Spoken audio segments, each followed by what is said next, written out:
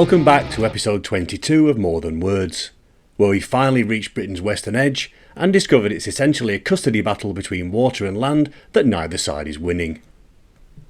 This week, a revolutionary hanged on flimsy evidence whose star witness was paid off with a one-way ticket to Australia, medieval engineers who decided the answer to how do we cross this river was apparently enormous basket, and a cemetery where 2,000-year-old stone faces are locked in what can only be described as a passive-aggressive standoff for eternity. Expect a manuscript that started an actual war, porcelain built on famine-era desperation that ended up in Queen Victoria's cabinet, and a spa resort whose name sounds like either a pirate or a nightclub, but is, I promise, just a small island.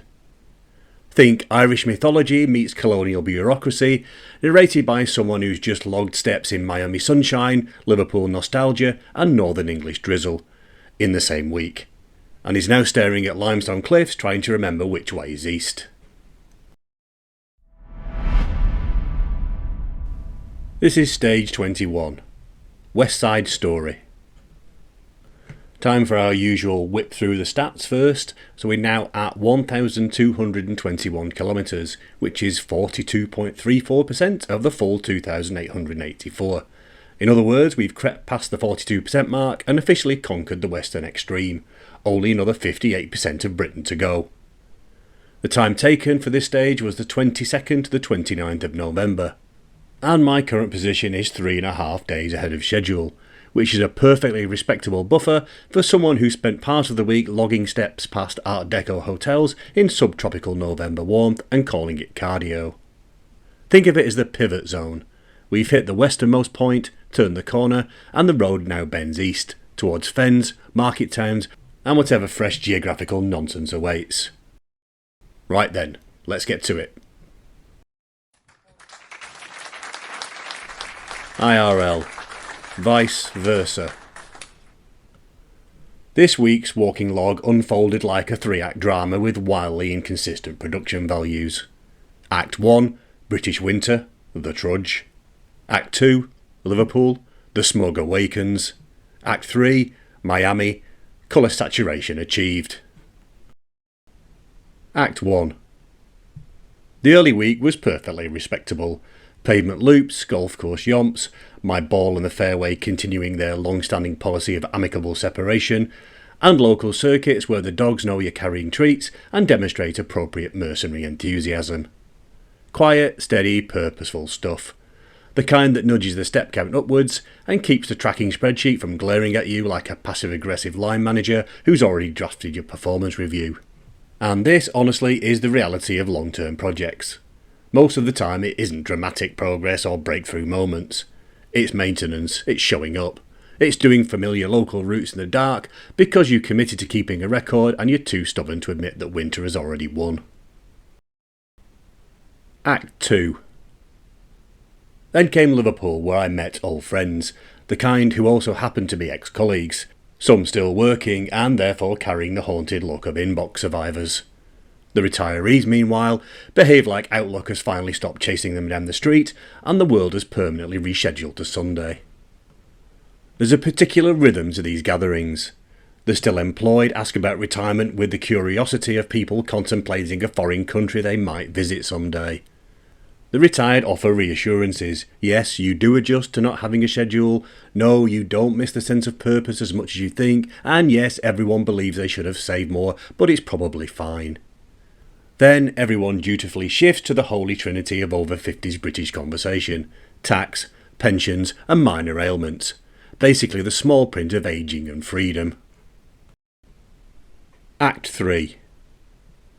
And then, in a transatlantic plot twist nobody ordered, I landed in South Beach, Miami, where walking becomes an Olympic event in looking at things. It's a complete contextual shift. From Northern English drizzle to subtropical November warmth. From counting steps around local streets to walking along Ocean Drive past Art Deco hotels that looked like they were sketched by an architect who'd had one mojito too many and then discovered geometry. South Beach doesn't do subtle. It doesn't even acknowledge the concept. But the architecture genuinely is remarkable. Roughly 800 buildings constructed between 1923 and 1943, the largest concentration of Art Deco in the world, which sounds like a tourism board claim but is actually true. Walking along Ocean Drive means passing the Betsy Hotel, a 1942 building painted in the cream and white palette that characterises much of the district. It looks exactly like what happens when you ask architects to design hotels for people who want the glossy cinematic 1940s, not the real one, which involved rationing, war and significantly less poolside cocktail service. Further south, the Colony Hotel's neon sign glows in electric blue, restored, maintained and photographed by approximately every tourist who's walked past since the invention of the camera. The people watching rivals the architecture. People rollerblade here, they cycle and they run, they walk tiny dogs wearing tiny outfits. Tourists meander unpredictably, changing direction faster than a confused Roomba. And somewhere in the middle, me, taking brisk retirement steps, faster than the sunbathers, slower than the influencers, and comfortably leading the field in smugness per kilometre. I logged 2 walks. One along the beach from 18th Street across to Collins and into the Lincoln Road shopping district, which featured the odd beer, coconut shrimp and a Cuban band providing the soundtrack. And for the Gen Xers listening, yes, the rhythm did indeed get us. The other walk took me all the way down to 5th Street, past the end of Ocean Drive's neon parade. Neither was challenging, neither required endurance or navigation. They were just walks, easy, pleasant, architectural tourism on foot. But they counted, they went in the log, proof that sometimes walking feels less like exercise and more like a cheeky loophole. Apparently strolling past neon hotels now qualifies as fitness, which is news to my waterproof jacket. Retirement, it turns out, is ideal for walking. You have the time, you have the freedom, and you can log steps in places where even the lifeguard towers look like props from a Baz Luhrmann remake of Baywatch. Next week, more holiday shenanigans, almost certainly less neon. Bring it on.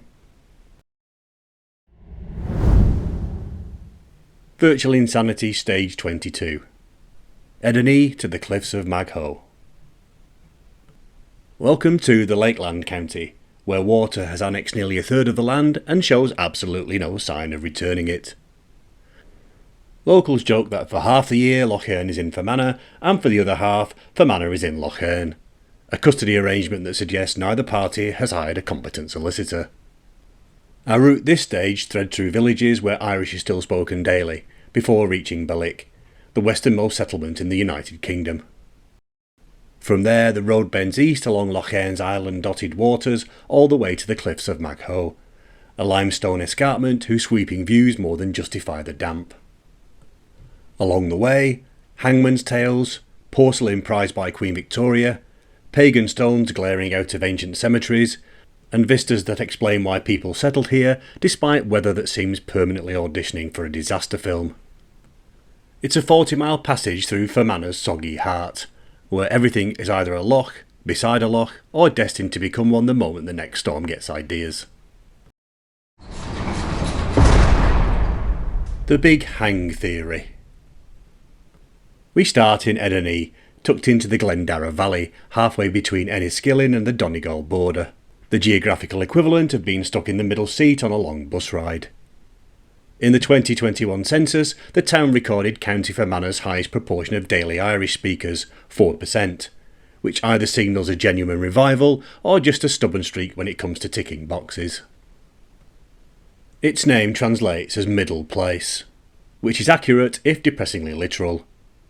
For years, locals insisted it meant ambush, conjuring images of medieval brigands leaping out of hedgerows to nick your cattle.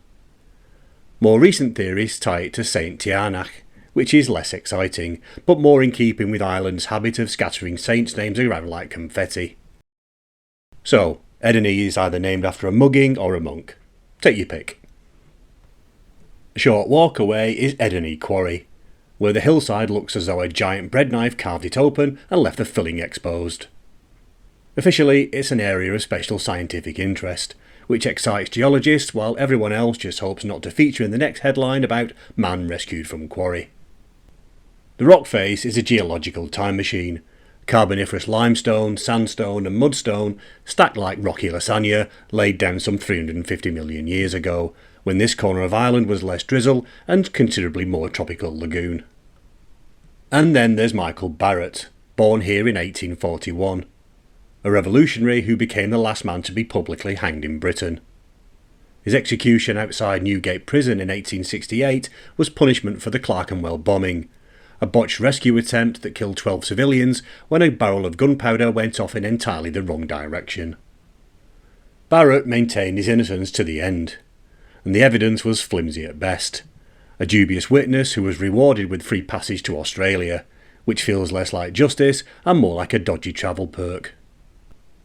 Presiding over the execution was William Calcraft, the infamous hangman whose career stretched across nearly half a century and more than 450 executions. Many botched, many slow, all staged as public theatre. Calcraft specialised in what's known as the short drop, a technique that strangled rather than snapped. He earned the dual reputation of the last of the old-fashioned hangmen and a bungler with a rope. Barrett's fate was sealed not by evidence but by Calcraft's rope work. Justice as spectacle, death as grim Victorian matinee. Leaving Ederney, the road arcs northwest into Kesh, which feels less like a waypoint and more like a lakeside gateway that forgot to install a gateway. The Glendarra River threads through the village and empties into Lower Loch Earn. Now, the name Kesh supposedly comes from Kesh, meaning wicker bridge. And here's the bit that sounds like a joke but absolutely isn't. Early Ireland genuinely built bridges out of woven hazel rods and wattles, essentially giant baskets stretched across rivers. Picture it, a Neolithic surveyor weighing up the options and declaring, "We could build a proper bridge, or we could weave one out of twigs and hope physics is in a generous mood." And history records which option won. Kesh began life as an early Irish IKEA. No Allen key required, just a vague sense of optimism and a lot of sticks. Head north and you hit Letterkenny, which sounds like the name of a twee Irish stationery shop, but is in reality a scattered cluster of farms at the edge of absolutely nowhere. The kind of place where sheep outnumber humans and may well have more political influence. The Irish Lecher means hillside, while Keen means beautiful or gentle, making Letterkenny one of those rare Irish place names that's both descriptive and complimentary, rather than the usual Fort of the Bog or Church of the Stones that dominate the landscape. Whether the hillside was named for genuine beauty or simply looked slightly better than the surrounding bogs is a question best left to whoever named it. Back when standards for beautiful were considerably lower and didn't require Instagram filters, golden hour sunsets or a drone shot. Lost and found. Continuing east on the A47 we cross onto Boa Island, the largest island on Lower Loch Earn.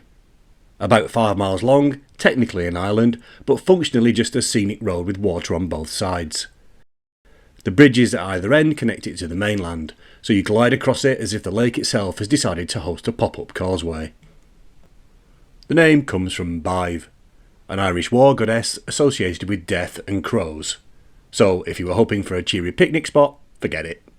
This place is literally named after a supernatural harbinger of doom. It's like calling your local park Lady Cholera's Meadow. Then there's Caldwell Cemetery, where Christianity and paganism have been forced into an awkward flat share that neither side seems thrilled about. The star tenant is the Janus figure, 2 faces carved back to back, arms crossed, radiating the sort of passive-aggressive energy you normally get from a couple who've been trapped in a DFS showroom for too long. Beside it lurks the smaller Lusty Man, dragged here from Lusty Moor Island in 1939. Together they look like the world's grimmest double act, Ant and Dec if they'd been carved out of despair. They're stone idols that have spent 1500 years watching humanity stumble through religion, war, plantations and now coach tours, which may be the most traumatising era of all. Spa time. Progressing along Boa Island Road, we pass Drumnagrain, one of those townlands that sounds like it should come with its own folklore. Perhaps a resident banshee, or at least a haunted cow. In reality, it's a quietly folded patch of countryside where the most dramatic event is probably a tractor overtaking another tractor. Just to the south lies Boa Island, a name that sounds like either an exceedingly dodgy nightclub or a pirate with boundary issues. In reality, it's a 75-acre resort bolted onto Boa Island, reached by ferry and marketed as tranquil luxury. Which is true if your idea of tranquility involves damp weather and team-building exercises with ropes and blindfolds. The etymology is disappointingly wholesome. Lush to Beag, Little Lodge. Tourism boards, however, prefer the saucy ambiguity, because the alternative derivation, Lusbeag, Small Herb Island, screams allotment more than spa retreat. Since the 1990s, Lusty Beg has reinvented itself as a wellness destination. Lodges, hot tubs, paddleboards, fairy trails and outdoor saunas. Because if you're going to be damp in Fermanagh, you might as well be intentionally damp in a Scandinavian wooden box. Guests arrive by ferry, step onto manicured paths and are gently herded into kayaking, clay pigeon shooting and seaweed facials. It's unexpectedly civilised. The kind of place where you half expect wellness coaches to float around in robes whispering, "Have you considered mindfulness?" And where the only real danger is mistaking the archery range for the spa queue.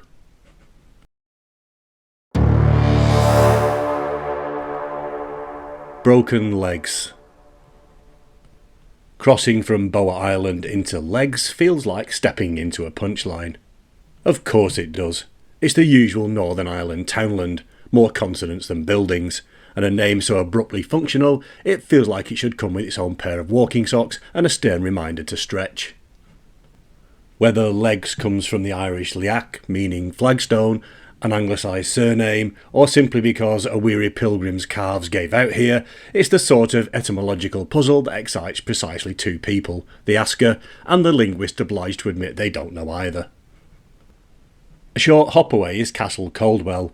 Sitting on a wooded peninsula of Lower Loch Earn, its ruins now so thoroughly colonised by ivy that the aristocracy lost not to rebels or rival clans but to photosynthesis. Built in the early 1600s as part of the Ulster plantation, it was renamed in 1671 when James Caldwell, a merchant with clearly more money than imagination, bought the estate. The Caldwells rose to baronetcy in 1683, which is history's way of saying, "Congratulations, you're now official minor nobility, please enjoy your complimentary sense of entitlement." To celebrate, they landscaped the grounds and commissioned a fiddle-shaped stone in memory of a local musician. Proof that aristocrats occasionally funded monuments to joy, though one suspects the fiddler would have preferred cash. By the late 18th century, Sir James Caldwell rebuilt the house and spent £16,000 on landscaping, which is less an investment and more a hedge fund in the most literal sense.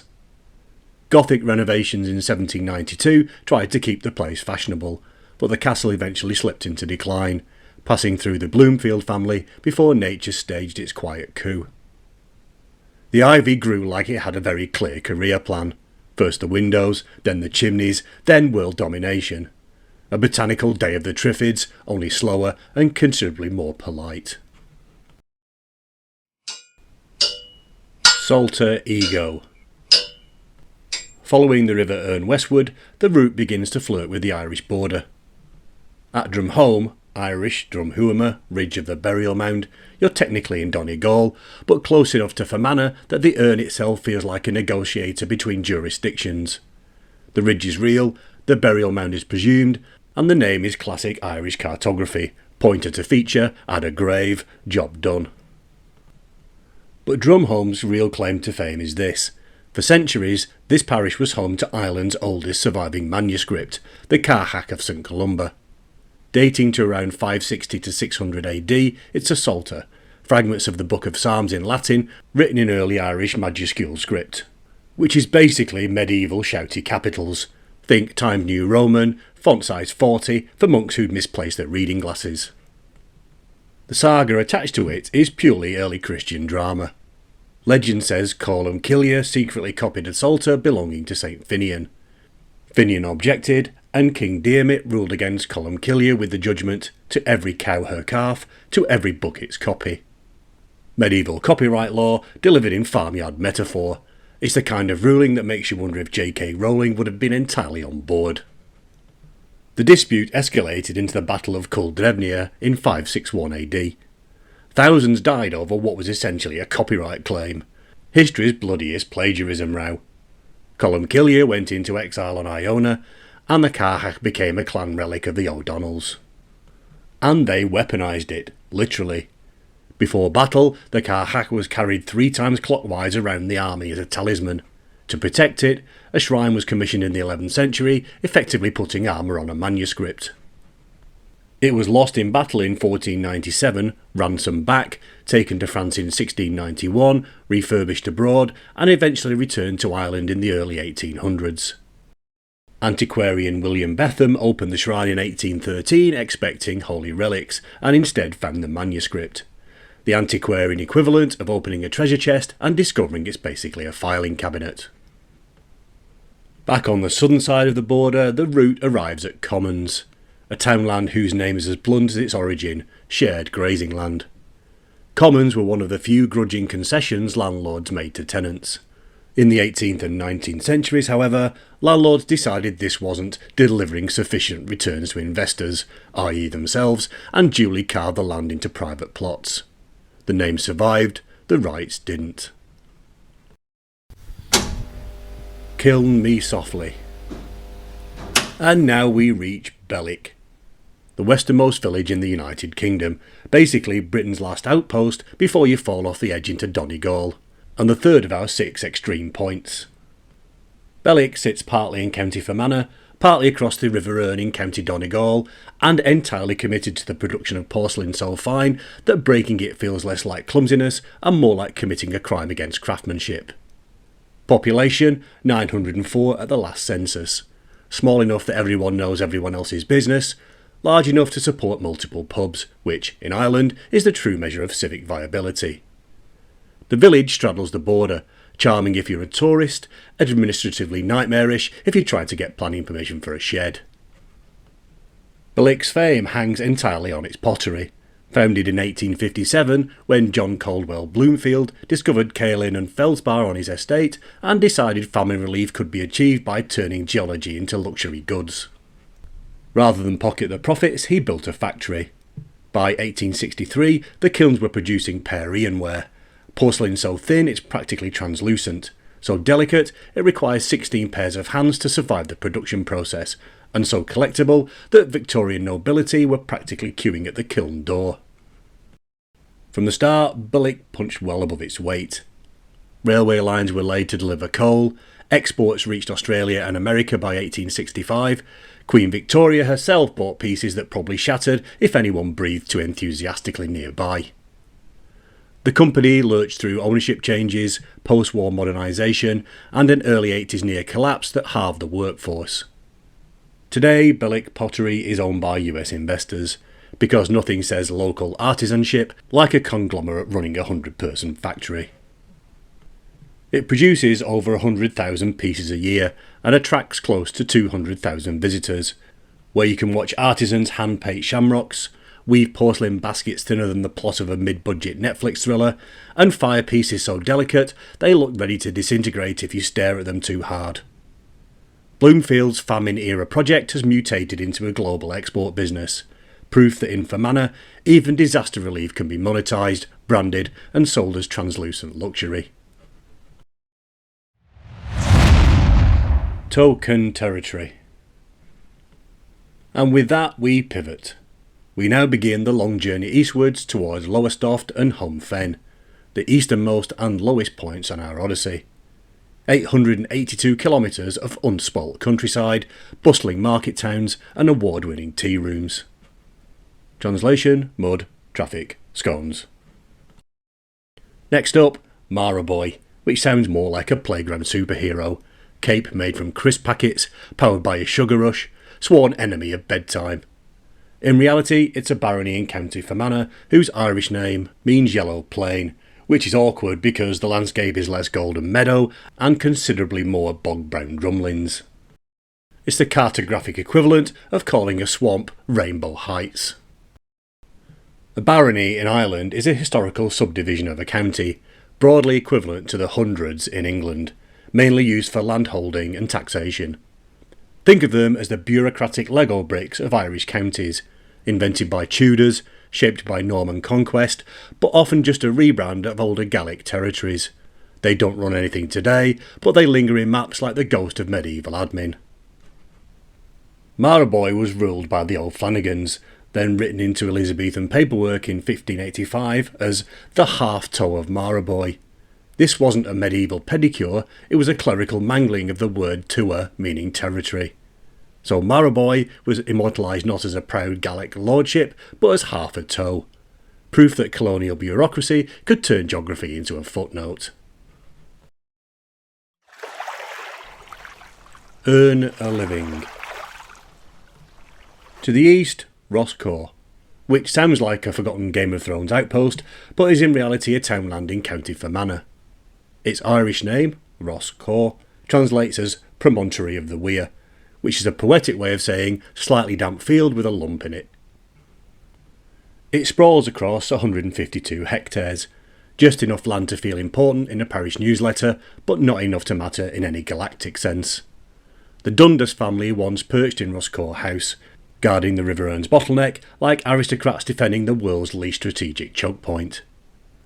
Imagine the Death Star, but instead of lasers, it's armed with damp everything and a hereditary sense of entitlement. There's even a Roscoe Island, which is 10 acres. 10! That's not an island, that's a puddle with delusions of grandeur. Yet it's preserved in centuries of paperwork, proof that bureaucracy will happily immortalise the glass of wine you spilled on the carpet if you ask nicely. Before we leave this stretch, it would be remiss not to pause for Lough Erne itself. We spent so much of this stage alongside it, and it dominates Fermanagh so completely that ignoring it would be like describing Top Gear without the cars. Just 3 men shouting in a hangar. Lough Erne isn't one lake but 2. Lower Erne, larger and most northerly, and Upper Erne, which by Holmesian deduction is smaller and further south. Apparently upper here means higher elevation, not north, which is fine unless you own a compass and a sense of order. The system drains 1,680 square miles. Basically every puddle in Fermanagh eventually reports for duty. It covers nearly a third of the county and contains over 150 islands, some substantial enough for farms and villages, others barely large enough for a sheep with ambition. The lochs are simply widened sections of the River Erne, gouged out by glaciers during the last ice age, and maintained ever since by Ireland's twin commitments to high rainfall and terrible drainage. The upside? Excellent fishing. Pike, trout, perch, bream, roach, and eels migrating between the Sargasso Sea and Fermanagh, a commute, as we know, that makes city centre traffic look merciful. The Shannon-Erne waterway, reopened in 1994, links Erne with the Shannon, creating a navigable route from Limerick to Ballyshannon across Ireland's soggy interior. It's popular with canal boat enthusiasts, German holidaymakers, and anyone convinced that a week of steering at 3 miles an hour past submerged shopping trolleys counts as relaxation. Cliff Notes. We conclude stage 22 at the cliffs of Magho, a 9-kilometre limestone escarpment rising 1,000 feet above the southern shore of Lower Lough Erne. From here, Donegal's hills loom beyond. On clear days you can see as far as Sligo. On more typical days you can see mist, drizzle and clouds so low they're practically offering to shake hands. Either way, the scenery holds up, even when the weather insists on photobombing like an attention-seeking toddler.